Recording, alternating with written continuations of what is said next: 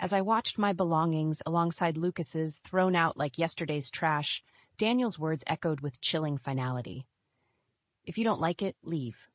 Standing there, with our son's hand in mine, I knew this was no longer just about a failing marriage, it was about fighting back for our dignity. I am Evelyn Marshall, a 32-year-old working mother, navigating the complexities of what once was a happy marriage. Now, I stand at the crossroads of a life that seems to be unraveling at the seams. It's a story I never thought I'd tell, but here I am, reflecting on the journey that led me to this moment. My life, contrary to the turbulence now, began in a rather privileged manner. I was born into an affluent family, blessed with the comforts that wealth could bring. Yet, with a spirit yearning for independence, I chose to carve out my own path, determined to earn my living and not just rely on the legacy of my lineage. This decision, while empowering, set the stage for a series of events that would later challenge my very essence. Daniel and I met at the company where we both worked. He was there first, a man of charm and ambition. Our initial days were like pages from a fairy tale, filled with laughter, shared dreams, and a love that seemed to defy all odds. Our courtship was a whirlwind, and marriage felt like a natural progression, a testament to our love. Little did I know it was also the beginning of a slow, simmering discord. You see, despite our shared workplace, our careers took different trajectories. I, perhaps due to my upbringing or sheer drive, ascended the corporate ladder more swiftly than Daniel. This disparity, insignificant in my eyes, began to fester in his. While dating, it was a non-issue, even a source of pride for him. But marriage changed the unspoken dynamics. The man who once celebrated my achievements started viewing them as a mirror reflecting his perceived inadequacies. When Lucas, our son, came into our lives, I thought it would bring us closer, solidify our bond. I took maternity leave, embracing motherhood with all its joys and challenges. Daniel's behavior, however, took a turn that I hadn't anticipated.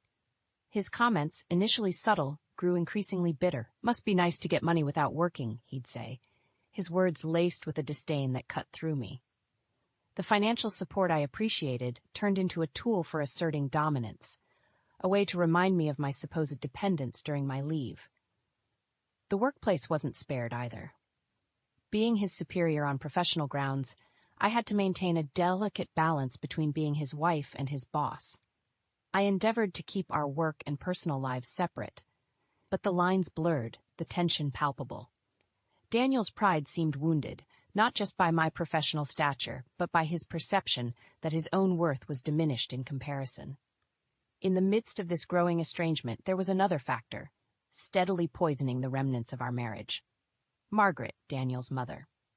She was a formidable presence in our lives, casting a long shadow over our marriage. A woman of strong opinions and traditional beliefs, she saw my career achievements not as a matter of pride, but as a transgression of the roles she believed a wife should play. Her words were sharp, often loaded with a disdain for the modern woman I represented. "Daniel should be the one leading," she would often say, a sneer barely concealed. "A woman's place isn't above her husband." Her words, echoing through our home, only fueled Daniel's growing insecurities. It was as if my success was an indictment of his perceived shortcomings, and Margaret was the judge who passed the verdict. As Daniel's resentment simmered, our home life became strained. He started distancing himself from both Lucas and me. Where there was once laughter and shared moments, there now existed a cold, uncomfortable silence. I watched helplessly as the man I loved transformed into a stranger, his warmth replaced by a bitterness that seemed to stem from a deep well of dissatisfaction and hurt pride. Even as I tried to reach out to bridge the growing chasm between us, Daniel retreated further, often seeking refuge in his mother's company. Margaret's influence became more pronounced, her criticism of my role as a wife and mother growing more frequent and biting. "Leaving such a small child and going to work?" she would chide. "Don't you have any maternal feelings?" Her words stung, but what pained me most was the impact on Lucas. Our son, bright and perceptive, began to sense the tension, the undercurrents of discord that flowed beneath the surface of our family life. He stopped talking about his father and grandmother, his young mind perhaps unable to articulate the confusion and hurt he felt.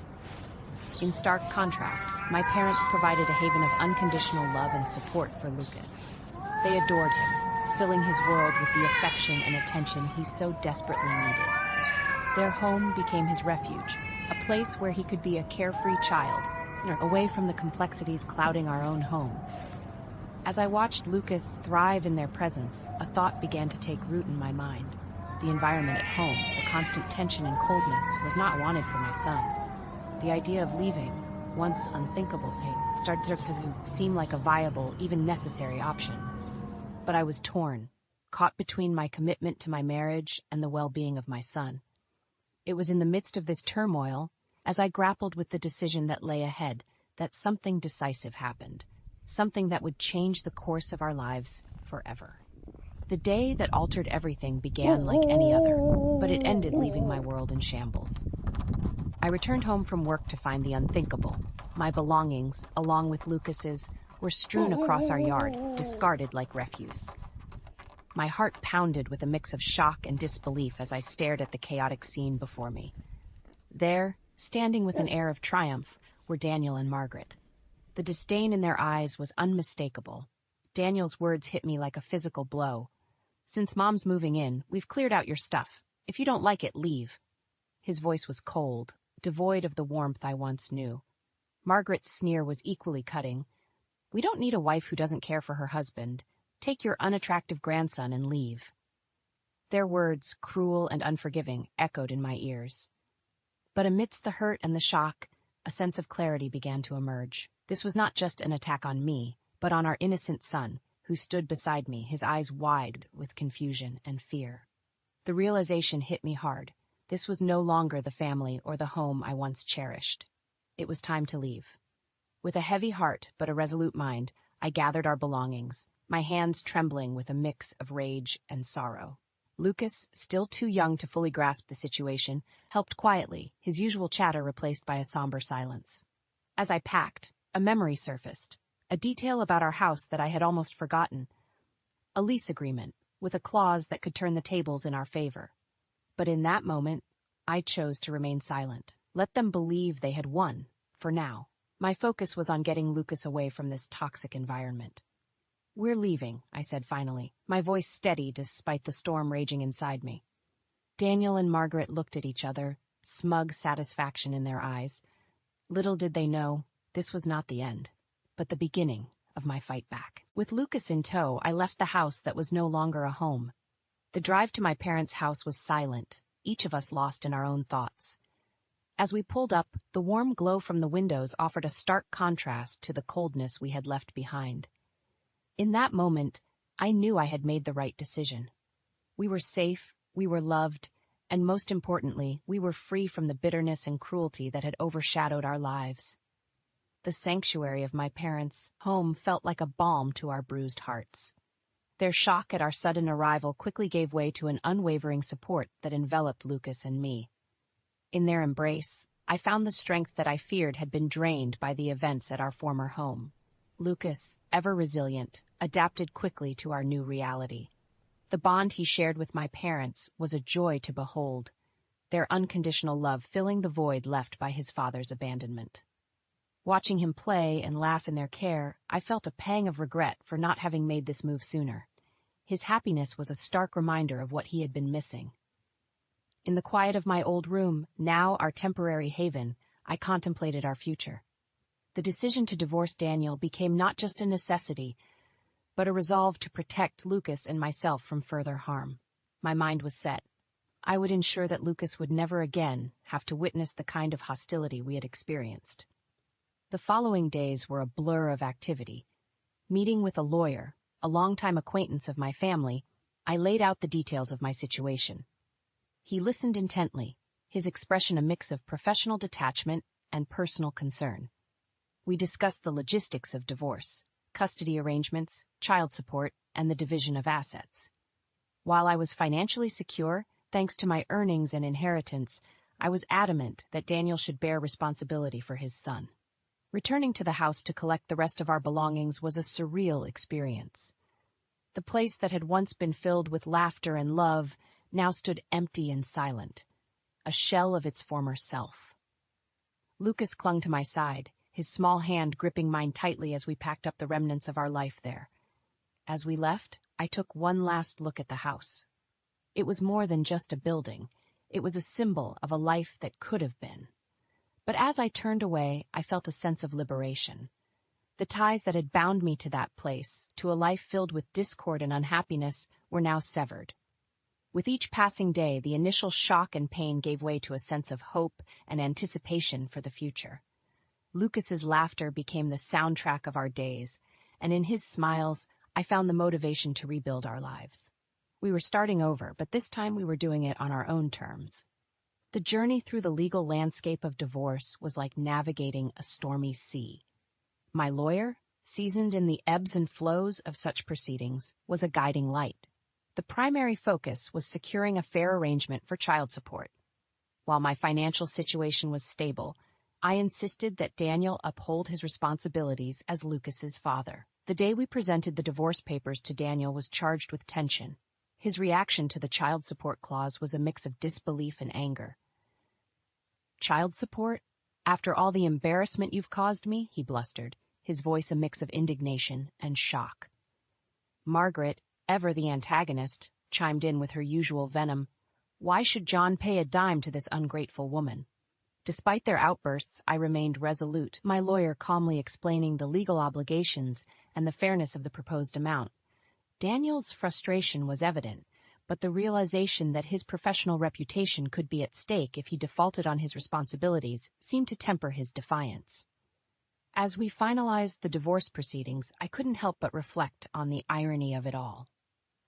Here was Daniel, the man I had once pledged my life to, now a virtual stranger, bound to me only by the legalities of our shared past and our son. In those moments, a range of emotions washed over me. Relief that I was breaking free from a toxic relationship, sorrow for the love that had once been, and a fierce determination to build a better future for Lucas and me. The divorce marked the end of a chapter in my life, but it also signified the start of a new beginning. As I walked out of the lawyer's office, divorce papers in hand, I felt a weight lift off my shoulders. It was the first step towards reclaiming my life and providing Lucas with the stable, loving environment he deserved. With the legal battles behind us, I turned my focus to rebuilding our lives. The support of my parents was invaluable, their love and encouragement a constant source of strength. Lucas thrived in their care, his laughter and playful antics a daily reminder of the resilience of the human spirit. As we settled into our new reality, I found myself looking forward to the future with a sense of hope and optimism. The path ahead was uncertain, but I was determined to walk it with grace and strength for myself and for my son. The days following the divorce were a blend of relief and rebuilding. But amidst this new beginning, a revelation awaited. A twist in our tale that I had kept close to my chest. The house, the battleground of our final conflict, held a secret that was about to turn the tide in my favor. It began with an innocuous phone call from Daniel, now more a stranger than ever. His voice, laced with confusion and anger, pierced through the speaker. "Evelyn, what's this about an eviction notice? Why is it in your name?" I remember pausing for a moment, letting the gravity of the situation sink in. This was it, the moment I had anticipated. "Daniel, the lease needs renewal, and I've decided not to," I replied calmly.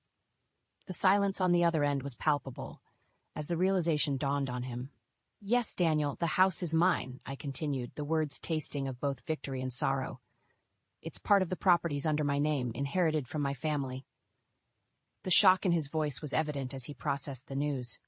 All this time, the house he believed to be ours was, in fact, a part of my heritage.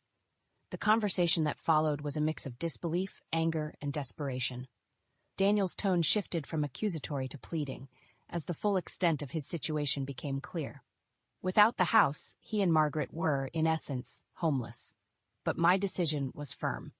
The house, a symbol of a past life, needed to be let go, just as I had let go of the relationship. "You need to find somewhere else, Daniel. We're divorced now, and you're no longer my responsibility," I said, a mix of sadness and resolve in my voice. The call ended with Daniel's protest still ringing in my ears, but I knew I had made the right decision. It was not just about the house or the divorce. It was about setting boundaries. about asserting my independence from a relationship that had become toxic.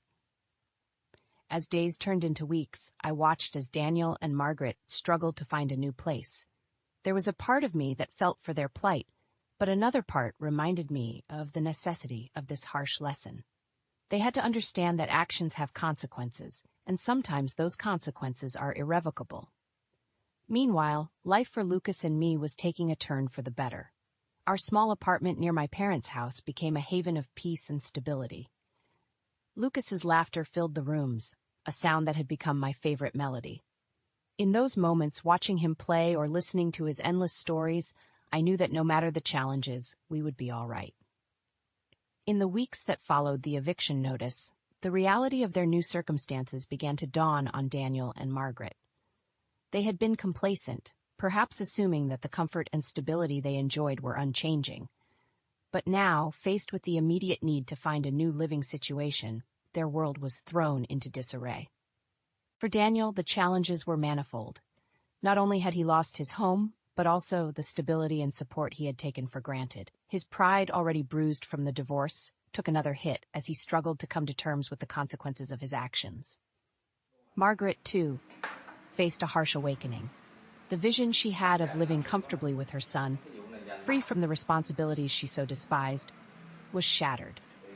The prospect of finding a new place, especially under strained financial conditions, was daunting. As for me, the aftermath of the divorce and eviction brought a sense of closure. While it was painful to witness their struggles, it also served as a reminder of the importance of self-respect and setting boundaries in relationships. It was a lesson in taking control of one's life, no matter how difficult the choices might be. Meanwhile, Lucas and I settled into our new routine. Our apartment, though smaller than the house we had left behind, was filled with love and laughter. Lucas thrived in this new environment, his resilience a constant source of amazement and pride for me. Our days were filled with simple joys, walks in the park, visits to the library, and evenings spent with my parents, who continued to be a pillar of support. In those moments, surrounded by the people who truly mattered, I found a contentment that had been missing for so long. The experience also taught me the value of looking forward, of not letting the past dictate the future. I began to focus on rebuilding my life, not just for myself, but for Lucas. He deserved a mother who was strong, happy, and present, and I was determined to be just that. The challenges we faced had not only tested our strength, but had also brought us closer. Our bond, forged in adversity, was now unbreakable. And as I looked at Lucas, growing and flourishing despite everything, I knew that no matter what lay ahead, we would face it together, with love and courage. The dawn of our new life brought with it a sense of renewal and hope. Each day, as I watched Lucas grow and thrive, I was reminded of the resilience of the human spirit. Our small apartment, filled with laughter and love, was a testament to our journey and the strength we had found in each other. Lucas's happiness was my guiding light. His inquisitive eyes, so full of wonder and joy, were a constant reminder of the innocence and purity that life still held. I found myself cherishing the simple moments, his excited chatter about his day at school, the quiet evenings spent reading together, and the weekends exploring the city with my parents. These were the moments that mattered, the memories that would shape his childhood. Professionally, I found a new sense of purpose and fulfillment. With the personal turmoil behind me, I was able to focus on my career with renewed vigor. My achievements, no longer overshadowed by the complexities of my personal life, became sources of pride and satisfaction. As I navigated my new reality, I also learned the importance of self-care and self-love. I found solace in small acts of kindness towards myself, a quiet evening with a book, a leisurely walk in the park, or a coffee date with a friend. These moments of solitude and reflection were crucial in rediscovering myself, in understanding who I was beyond the roles of mother and professional. Most importantly, I became acutely aware of the impact of relationships on one's life. The support and love of my parents, the unwavering bond with Lucas, and the solidarity of friends who stood by me through the darkest times were my pillars of strength. They taught me the value of genuine connections, of surrounding oneself with people who uplift and inspire. As for Daniel, our paths rarely crossed, except for the occasional formalities regarding Lucas. The bitterness that once marred our interactions had given way to a detached civility. While the love we once shared was lost, I held no ill will. Instead, I chose to focus on the present and the future, on the life I was building for myself and my son.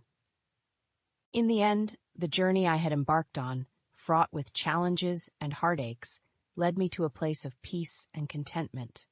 It was a journey of self-discovery, of learning that strength sometimes lies in letting go, and that true happiness comes from within. As I watched Lucas play, his laughter ringing through our home, I felt a deep sense of gratitude. Gratitude for the lessons learned, for the love received, and for the new beginnings that lay ahead. Our story was one of triumph, not just over the circumstances we faced, but over the doubts and fears that once held us back. And so, we moved forward hand in hand, ready to embrace whatever the future held, with love, hope, and an unwavering faith in the journey of life. The tension hung thick in the air as I took my usual seat at the worn oak table, steeling myself for the confrontation I knew was coming. Ronan's cold, distant gaze never wavered as he folded his hands on the scarred tabletop, the setting sun filtering through the kitchen window, casting an eerie glow on his features. "Alara, we need to talk," he began, his voice carefully measured, devoid of any warmth or emotion. My stomach churned with dread, but I remained silent, waiting for the inevitable. I'm leaving you," Ronan said, the words cutting through the oppressive silence like a knife. I stared at him, stunned, as his next words shattered the fragile veneer of our marriage. "I'm in love with someone else. Celeste. She's pregnant, and we're going to start a new life together." The air left my lungs in a rush, and I gripped the edge of the table, knuckles turning white. Ronan, my husband of 10 years, the man I had built a life with, was abandoning me. For her. A woman young enough to be his daughter, who had wormed her way into our lives under the guise of a perfect, doting partner. "How could you do this to me?" The words escaped my lips in a hoarse whisper, laced with a mixture of disbelief and anguish. "After everything I've sacrificed for you, for your mother." Ronan's eyes narrowed, a flicker of annoyance crossing his features. "Don't make this about you, Alara.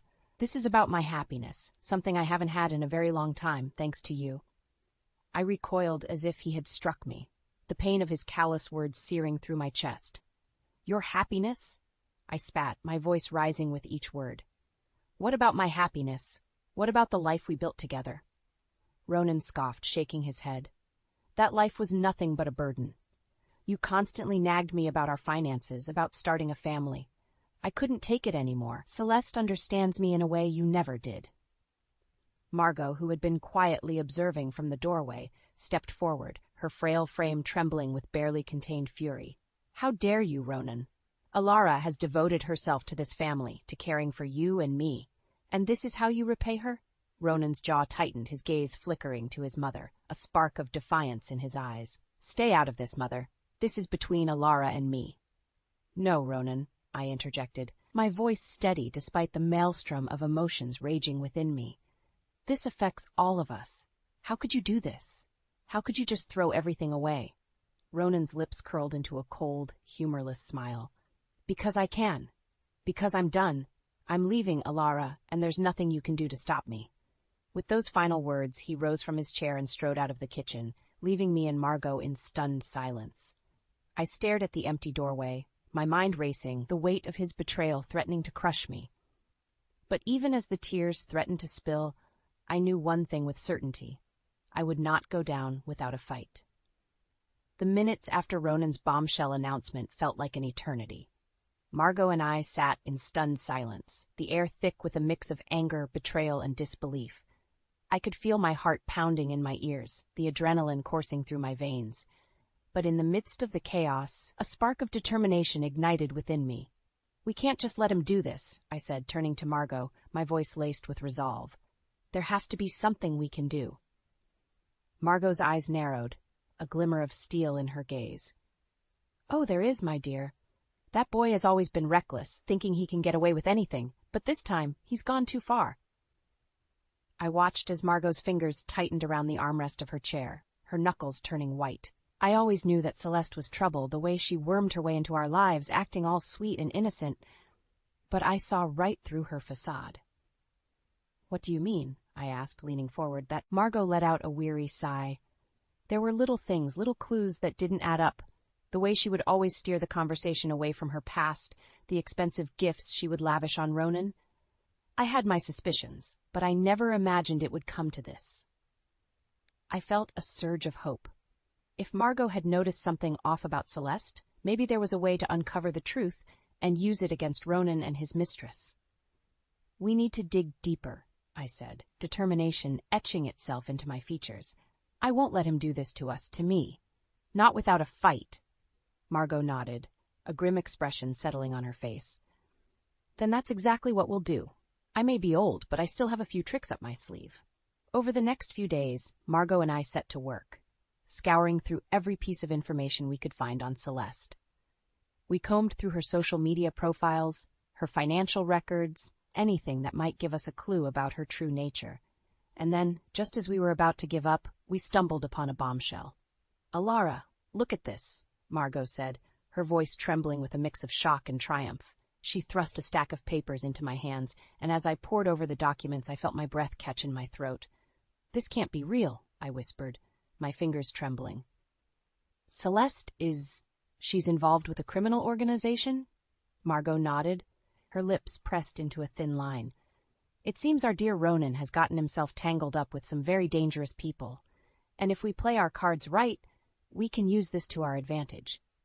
I looked up at Margot, a flicker of hope igniting in my chest.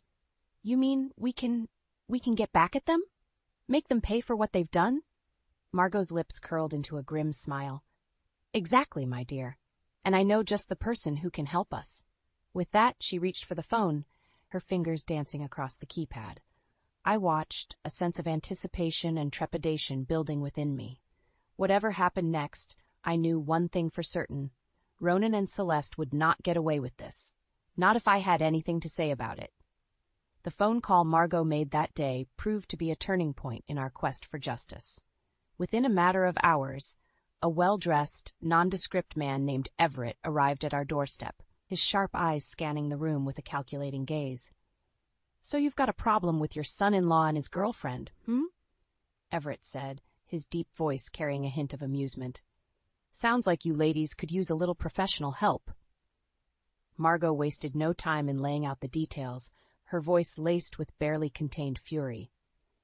"That scoundrel has betrayed my daughter, drained our savings, and is now running off with some harlot who's involved with a criminal organization. We want him to pay for what he's done." Everett's eyebrows rose slightly, and he turned his gaze to me. "And what about you, Miss Alara? Are you ready to play hardball?" I met his stare with unwavering determination. "I am. Ronan has taken everything from me. My marriage, my financial security, my future. I want him to pay for his deceit, and I want Celeste to go down with him." Everett's lips curled into a slight smile. "Good, then let's get to work." Over the next few weeks, Everett proved to be a formidable ally. With his connections and expertise, he swiftly uncovered the truth about Celeste, her involvement with a notorious criminal syndicate, her elaborate web of lies and manipulation. "This Celeste woman is no ordinary mistress," Everett said, his eyes narrowing as he pored over the documentation. "She's using Ronan as a pawn, siphoning his resources to fund her organization's nefarious activities." Margot let out a harsh laugh. "I knew that little viper was up to no good, and Ronan the fool has fallen right into her trap." I felt a grim sense of satisfaction at the revelation. "So, what do we do now? How do we bring them down?" Everett's gaze hardened. "We take them out, one piece at a time. First, we need to expose Celeste's true nature to Ronan, shatter the illusion he's living in. Then we start chipping away at his career and finances until he has nothing left." Margot leaned forward, her eyes glinting with determination. "And what about Celeste's criminal connections? Surely we can use that against her." Everett nodded. "Absolutely. I have a few ideas on how we can disrupt her organization's operations, sow discord among her partners. That should make her very, very uncomfortable."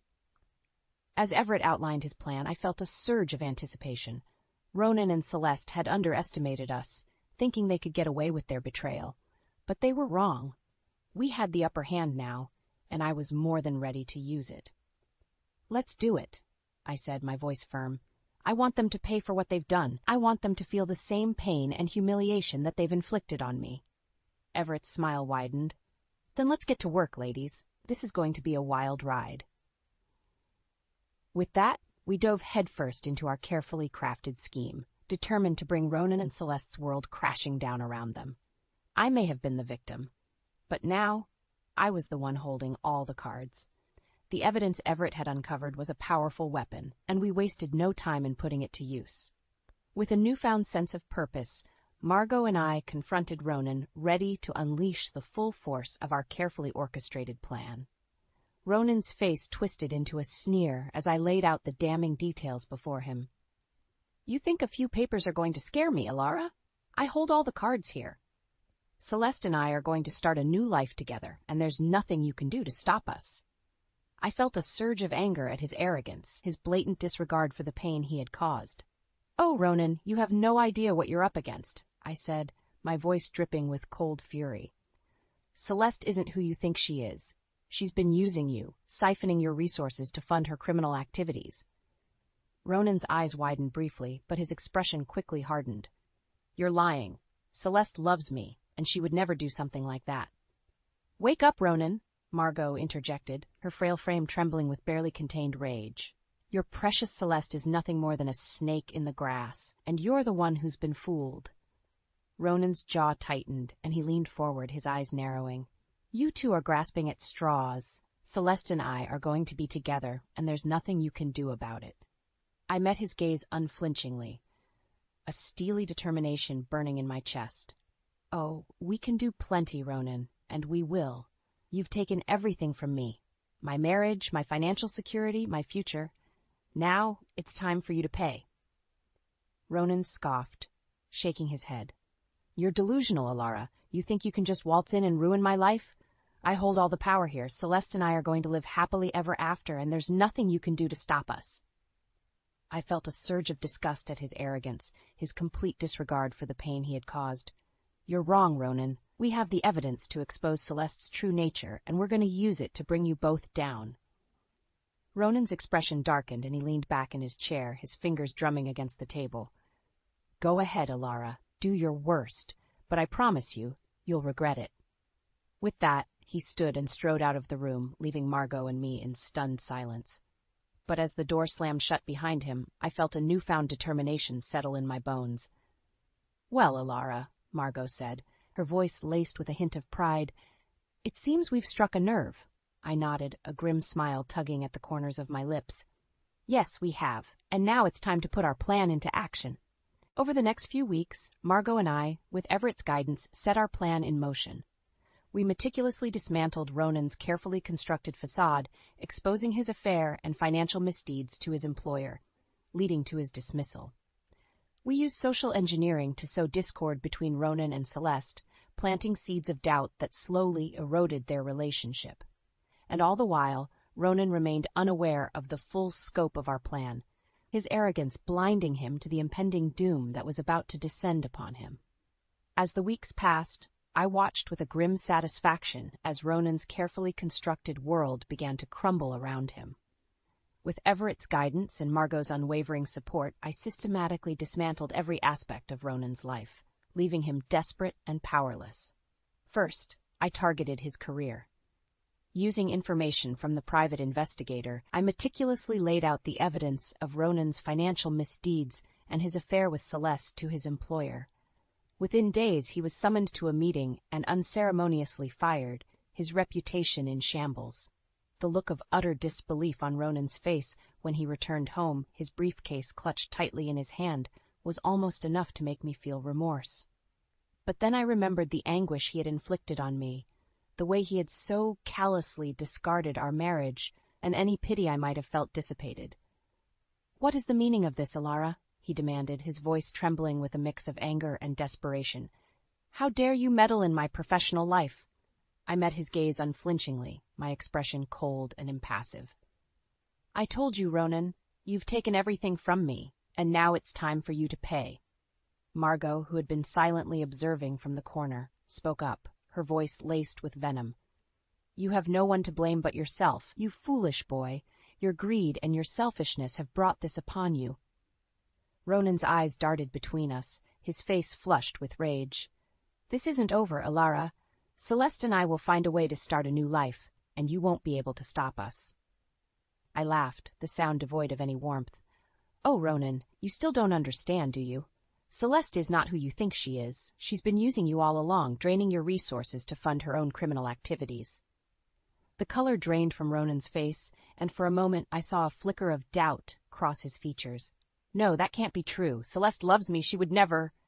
Open your eyes, Ronan, Margot interjected, her frail frame shaking with barely contained fury. That woman is a snake, and she's been playing you for a fool. And now you're about to lose everything because of your own arrogance and stupidity. Ronan's expression darkened, and he took a step towards us, his fists clenched at his sides. I won't let you ruin this for me, Alara. Celeste and I are going to be together, no matter what it takes. Oh, but you already have, Ronan, I said, my voice dripping with sarcasm. You see, we've been working with a private investigator, and he's uncovered the truth about Celeste's involvement with a notorious criminal network. Ronan's eyes widened, and for a moment he seemed to lose his footing, the realization of his mistake dawning on him. You're lying. Celeste would never. Believe it, Ronan, I interrupted, my tone unyielding. Celeste is nothing more than a con artist, and you've been her pawn all along. And now it's time for you to face the consequences of your actions. With that, I turned on my heel and left the room, Margot following close behind. As we walked away, I could feel Ronan's eyes burning into my back, the weight of his rapidly crumbling world bearing down on him. It was a small victory, but it was only the beginning. I knew that Ronan and Celeste wouldn't go down without a fight, and I was more than ready to meet them head-on. This was a game of cat and mouse, and I was determined to emerge victorious. As the weeks passed, Ronan's world continued to crumble around him. The revelations about Celeste's criminal connections and his own misdeeds had a devastating impact, shattering the carefully constructed facade he had built. I watched with a mix of satisfaction and pity as Ronan's life unraveled. He lost his job, his reputation tarnished beyond repair. Celeste, once the object of his affection, turned on him, abandoning him in his darkest hour. The day Ronan finally realized the full extent of his downfall was etched into my memory. I'll never forget the look of utter despair on his face as he stood before us, his shoulders slumped in defeat. "This can't be happening," he whispered, his voice hoarse with emotion. "Celeste, she's betrayed me. Everything I've worked for, everything I've sacrificed, it's all gone." Margot, her frail frame belying the steely resolve in her eyes, stepped forward, her expression unforgiving. "That's what you get, Ronan, for your greed and your selfishness. You deserve every bit of this punishment." Ronan's gaze snapped to his mother, a flicker of defiance igniting in his eyes. "How dare you, Mother? This is all your fault and Alara's. If you two hadn't meddled in my life, I'd be happy right now, with Celeste and our child." I felt a surge of anger at his words, my hands clenching into fists at my sides. "Your happiness? What about my happiness, Ronan? What about the life we built together? You threw it all away without a second thought." Ronan scoffed, shaking his head. "You were never enough for me, Alara. Celeste understood me in a way you never could. She saw my potential, my ambition. You were just a burden, holding me back." The words felt like a physical blow, and I had to fight the urge to lash out at him. But before I could respond, Margot stepped in, her eyes blazing with righteous fury. "How dare you, you ungrateful boy! Alara has sacrificed everything for this family, for you, and this is how you repay her? With lies and betrayal?" Ronan's expression hardened, and he took a step towards Margot, his voice laced with venom. "Stay out of this, Mother. This is between Alara and me." "No, Ronan," I interjected, my voice steady despite the maelstrom of emotions raging within me. "This affects all of us. Your actions have consequences, and now you're going to face them." Ronan's eyes widened as I produced a small recording device, the display flashing with the timestamp of our previous confrontation. "What is this?" "Insurance," I said, my lips curling into a grim smile. "You see, Ronan, I knew you wouldn't go down without a fight, so I made sure to document everything, including your confession of infidelity and your admission of financial crimes." Ronan's face drained of color, and he took a step back, his hands trembling. You can't do this. That recording is inadmissible and you have no proof of my wrongdoings. I shook my head, my expression unyielding. Oh, but we do, Ronan. Everett has been working tirelessly to uncover the truth, and he's compiled a mountain of evidence against you and your precious Celeste. Ronan's eyes darted between Margot and me, his usual bravado crumbling in the face of our unwavering resolve. This can't be happening, he whispered, his voice laced with despair.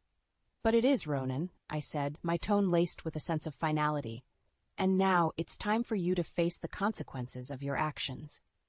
With those words, I turned and walked away, leaving Ronan to confront the grim reality of his shattered dreams. As I did so, I couldn't help but feel a sense of satisfaction, not out of cruelty, but from the knowledge that justice was finally being served. As Ronan's world crumbled around him, I felt a sense of grim satisfaction wash over me. The evidence we had gathered, meticulously compiled by Everett, had proven to be our trump card. I watched as Ronan's arrogance and self-assurance melted away, replaced by a growing desperation. He stood before us, his face a mask of disbelief and fury, as I revealed the full extent of my plan. This can't be happening, he stammered, his eyes darting between Margot and me. You can't do this to me. I won't let you ruin everything I've worked for.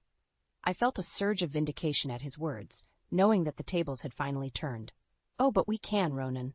And we will. You see, we have recordings of our previous confrontations, where you've openly confessed to your infidelity and financial misdeeds. Ronan's face drained of color, and he took a step back, his hands trembling.